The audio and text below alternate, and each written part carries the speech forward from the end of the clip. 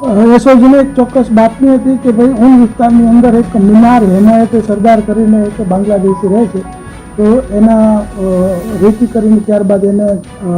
ધરપકડ કરી ઊનના ચંદા ચોકડી પાસેથી એની ધરપકડ થઈ અને એના તમામ ડોક્યુમેન્ટ્સને એના ઘરે સર્ચ કરતા એની પાસેથી બાંગ્લાદેશના અને ભારતના બંનેના ડોક્યુમેન્ટ્સ મળતા એના ઉપર બોગસ ડોક્યુમેન્ટને લગતો, પાસપોર્ટ એક્ટને લગતો અને ફોરેનર્સ એક્ટને લગતો ગુનો દાખલ કરીને એની ધરપકડ કરવામાં આવી છે. મિનાર અહીં 2020માં આવેલો બાંગ્લાદેશની બોર્ડર ક્રોસ કરીને દલાલ મારફતે, અને ત્યારબાદ તેણે પશ્ચિમ બંગાળમાં બોગસ ડોક્યુમેન્ટ જે છે એ બનાવેલા, જેમ કે આધાર કાર્ડ છે, પાન કાર્ડ છે, સ્કૂલ એલસી છે અને પાસપોર્ટ છે વગેરે બોગસ ડોક્યુમેન્ટ જે ભારતમાં બનાવી અને સુનિલ નામનું ખોટું નામ ધારણ કર્યું હતું અને તે અહીંયા આવીને 2020થી રહેતો હતો. 2021થી 23 દરમિયાન તે કતારના દોહા મજૂરી કામ અર્થે ગયેલ અને ત્યારબાદ તે અહીંયા નાની મોટી મજૂરી કામ તથા